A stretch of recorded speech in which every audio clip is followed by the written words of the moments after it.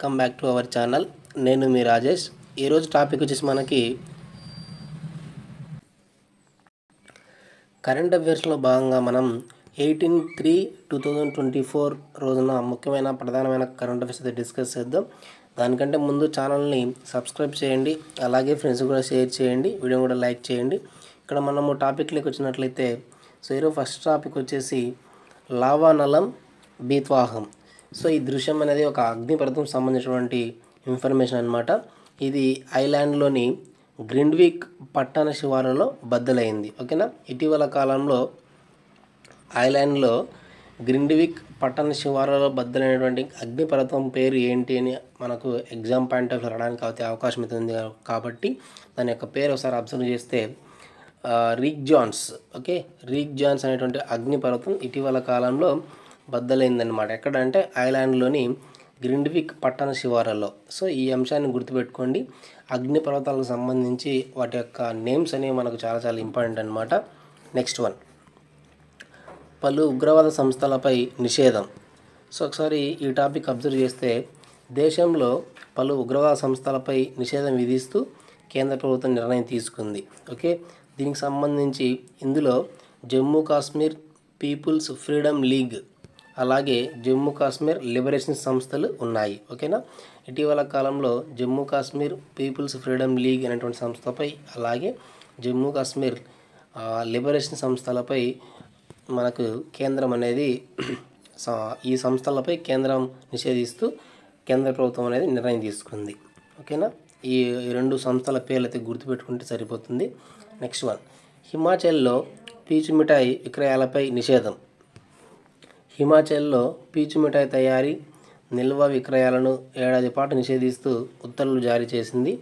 దీనిలో ఉన్న rhodamine B అనేది క్యాన్సర్ కారకం ఉన్నట్లు గుర్తించింది. ఓకేనా, ఇటీవల కాలంలో హిమాచల్ ప్రదేశ్లో పీచు మిఠాయికి సంబంధించి వాటి యొక్క నిల్వ లేదా తయారీకి సంబంధించి విక్రయాలను పూర్తిగా ఆపేయాలని చెప్పడం జరిగింది.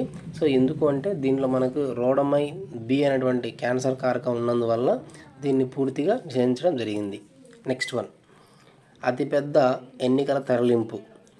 అతిపెద్ద ఎన్నికల తరలింపుకు జల, వాయు, రోడ్డు మార్గాల ద్వారా అత్యధికంగా మనుషులను, వస్తువులను ఈసీ తరలించింది. ఎన్నికల కోసం 1.5 కోట్లు సిబ్బందిని, 55 లక్షల ఈవీఎంలను, 4 లక్షల వాహనాలను వినియోగించింది. ఇందులో 26 లక్షల ఇంకు బాటిళ్లను అవసరమవుతాయని తెలిపిందనమాట. ఓకేనా, next one, the election commission of India has announced Sheetal Devi, okay, as distinguished para Archer and Arjuna award as a national icon of the person disabilities category. ఓకేనా, ఎలక్షన్ కమిషన్ ఆఫ్ ఇండియా అనేది national icon of the person disabilities కింద శీతల్ దేవిని, ఓకేనా, శీతల్ దేవి ఆ పేరు గుర్తుపెట్టుకోండి. పారా Archer సంబంధించి శీతల్ దేవిని గారిని national icon of the person of డిజబిలిటీస్గా కేటగిరీ కింద ప్రకటించడం జరిగింది. ఓకేనా, శీతల్ దేవి. నెక్స్ట్ వన్, భారీ ఆధిక్యతతో పుతిన్కు పట్టం.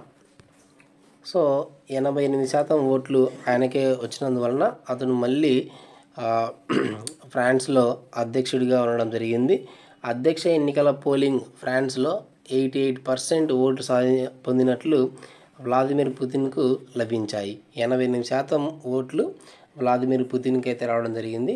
మళ్ళీ అతనే ఫ్రాన్స్ అధ్యక్షుడిగా రావడం జరిగింది.